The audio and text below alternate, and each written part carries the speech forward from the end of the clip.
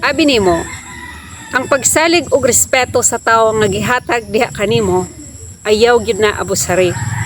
Kay once imuhang buhaton ang butang nga dili maayo, like imuhang gubaon ang pagsalig og respeto sa tawo nga gihatag diha kanimo, lisod na gyud na maibalik. Ug dili na mosalig pa diha nimo. Ug ikaw mawad-an og respeto ang mga tawo diha nimo. Dili na gyud na sila mosalig pa diha kanimo. Ang pagsalig sa tawo sama sa usa ka jar kung mabuak, dili na maibalik sa normal nga itsura.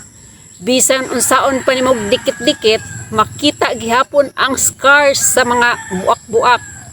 Nga maong ikaw gihatagan kag pagsalig, ayaw gyud na abusari. Ampingi ka na kay swerte ka kung gihatagan ka sa pagsalig sa tao. Di man kung ang tao ni salig kanimo, meaning dako kaayo ang iyang respeto diha kanimo nga ikaw maayong tao nga masaligan.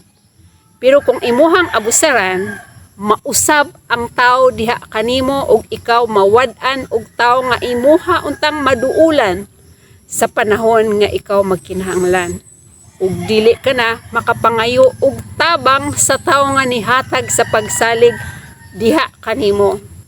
Pero kay imo manggiabusaran. Og lesson learned, ayaw basta-basta ihatag ang imong pagsalig sa tao. Dapat pilion nimo ang tao nga imuhang hatagan sa pagsalig. Remember, walay perpektong tao.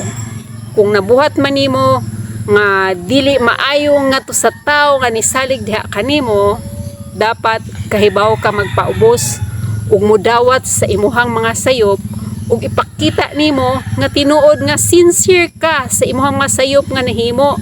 Dili kay ikaw ang nasayop pero ikaw pa mag-inisog, ikaw pa magpabiktima, manghakot pa kag laing tao para imuhang dauton ang tao nga imuhang giloko.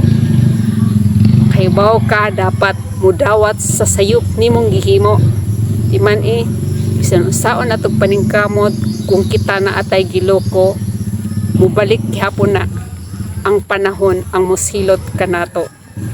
Dili dautan kung moangkon ta sa atong mga sayop nga nahimo, magpaubos ta. Dili ta mag-inisog. Amping, God bless you.